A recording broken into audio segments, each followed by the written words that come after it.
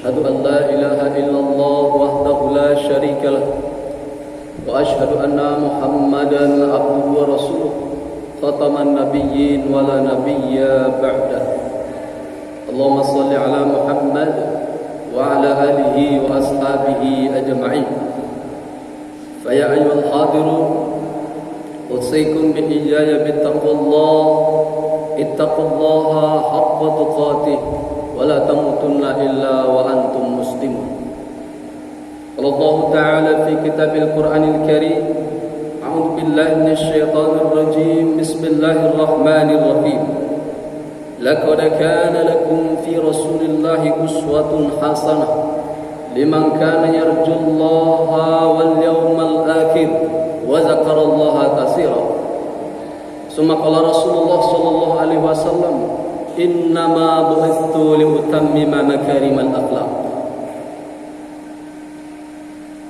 Saudaraku hadirin sidang jamaah Jumat yang dirahmati Allah.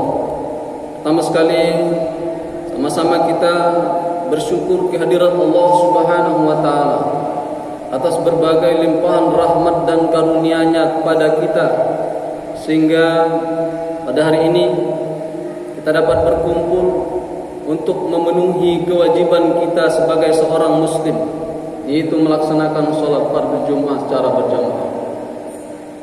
Kemudian salawat beriring salam, bosan dan tak lupa kita bermohon kepada Allah agar senantiasa disampaikan kepada Rasulullah Muhammad sallallahu alaihi wasallam.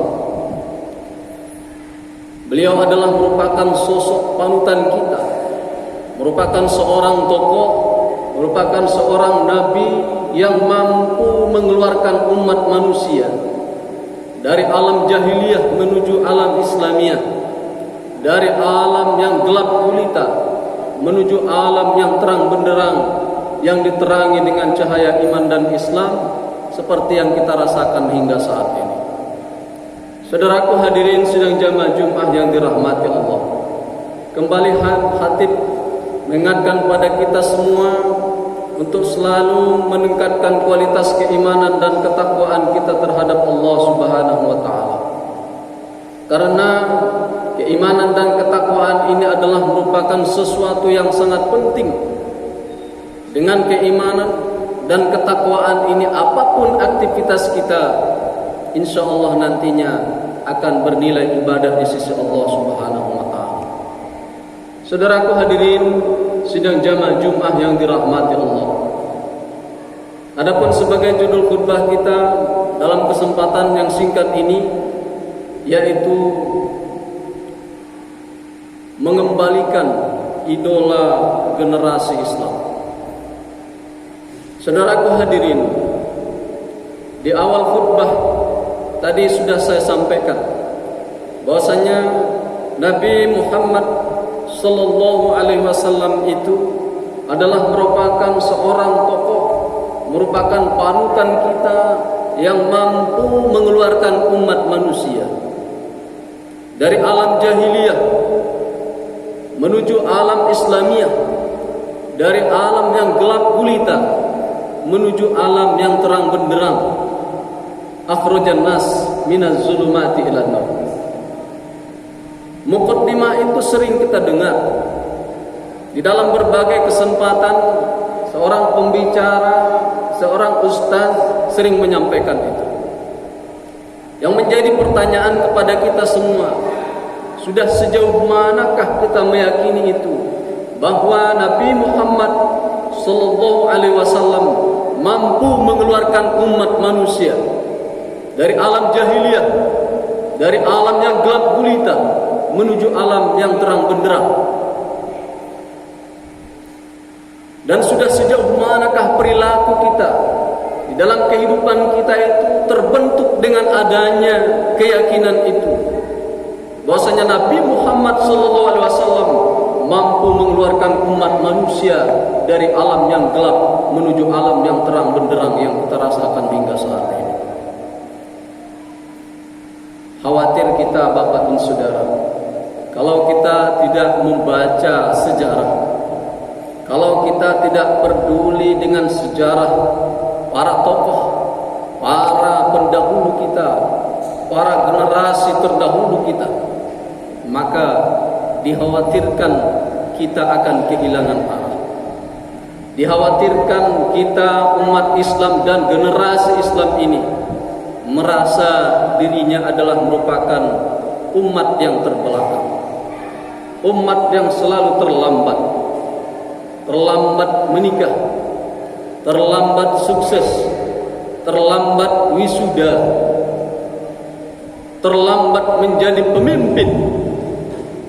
Kalaupun ada yang menjadi pemimpin, tidak dilandasi dengan akhlakul karimah yang baik. Kenapa?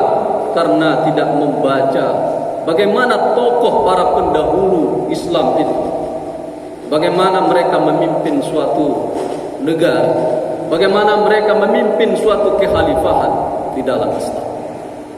Saudaraku hadirin sidang jamaah Jumat yang dirahmati Allah. Apalagi sekarang akhir-akhir ini generasi kita disuguhi dengan berbagai macam permainan, dengan berbagai macam tontonan yang seolah-olah yaitu generasi kita itu sudah terhanyut di dalamnya, sehingga mereka lupa siapa dirinya sebenarnya. Sebut saja misalnya seperti permainan game Mobile Legends misalnya. Permainan Mobile Legends, generasi mana? Remaja yang mana? Pemuda yang mana yang tidak kenal dengan permainan Mobile Legends? Akan tetapi banyak generasi kita yang tidak mengerti apa sebenarnya yang dimainkan di dalam permainan itu. Di dalam permainan Mobile Legends itu ada seorang tokoh, pastinya seorang remaja, generasi sekarang sudah pasti tahu. Ada satu tokoh di dalam permainan Mobile Legends itu yang bernama Lapu-Lapu. Pasti generasi kita itu tahu Lapu-Lapu. Akan tetapi mereka tidak tahu siapa sebenarnya Lapu-Lapu itu. Padahal kalau dilihat di dalam sejarah, Lapu-Lapu itu adalah merupakan pejuang Islam di Filipina yang berjuang yaitu melawan penjajah Ferdinand Magellan dari Spanyol, sehingga sampai sekarang Lapu-Lapu itu diabadikan sebagai tokoh, sebagai pahlawan di Filipina. Itu yang tidak diketahui oleh generasi kita sekarang, sehingga mereka hanya terhanyut dengan permainan dan mereka tidak tahu siapa sebenarnya tokoh di dalam permainan itu. Saudaraku hadirin sidang jamaah Jumat yang dirahmati Allah. Dan contoh lain seperti zombie misalnya. Banyak generasi kita sekarang membayangkan zombie itu adalah merupakan mayat hidup yang sangat menyeramkan, yang membuat kerusakan di muka bumi.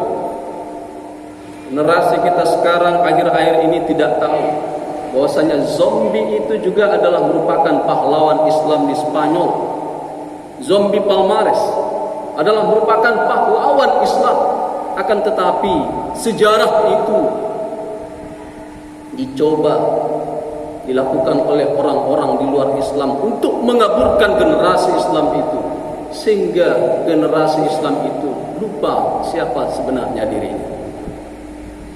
Padahal generasi Islam itu adalah merupakan generasi yang maju, generasi yang melampaui zamannya, merupakan generasi yang jauh di depan, mengalahkan, lebih unggul dibandingkan umat-umat yang lain. Maka ketika Maulana Muhammad Ali mengatakan di dalam bukunya The Region of Islam, bahwasanya ketika berbicara tentang sejarah manusia, itu adalah secara tidak langsung berbicara tentang sejarah Islam. Kenapa? Karena pada hakikatnya dari Nabi Adam sampai Nabi Muhammad itu membawa misi keislaman. Belum lagi nanti ketika kita melihat di dalam bukunya yaitu Jihad Turbani, merupakan pemuda Palestina, yang itu bukunya yang berjudul 100 tokoh Islam berpengaruh. Akan tetapi buku itu dihalang-halangi, digagal terbitkan dan sebagainya. Itu artinya apa? Bahwasanya banyak yaitu upaya-upaya yang dilakukan oleh orang-orang di luar Islam untuk menggagalkan, untuk yaitu menghalang-halangi generasi Islam, sehingga generasi Islam itu tidak tahu sejarahnya sendiri. Jihad Turbani mengatakan bahwasanya Islamlah yang menggelorakan menuntut ilmu, yaitu dari negeri kecil Makkah Jazirah Arab sampai ke penjuru dunia, sampai ke semenanjung Iberia, sampai ke Afrika Utara.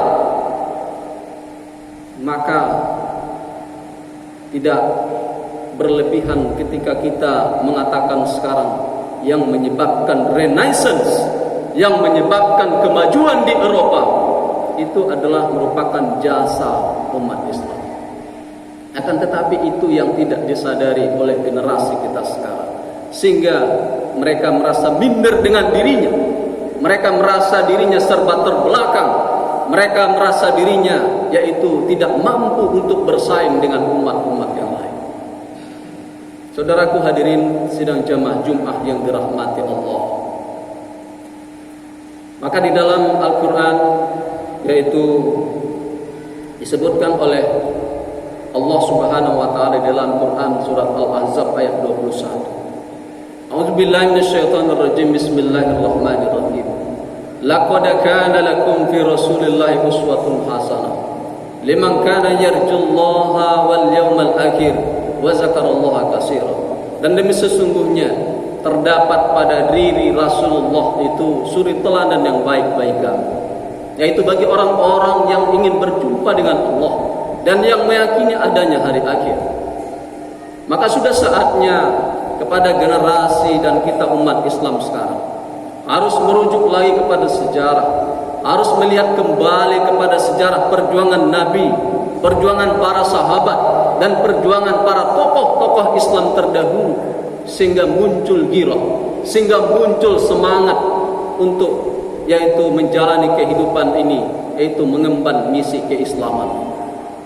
Saudaraku hadirin sidang jamaah Jumat yang dirahmati Allah, banyak orang yang terkagum-kagum yaitu dengan bukunya Michael Hart, yaitu 100 orang tokoh berpengaruh di dunia. Kenapa? Karena Michael Hart itu seorang orientalis.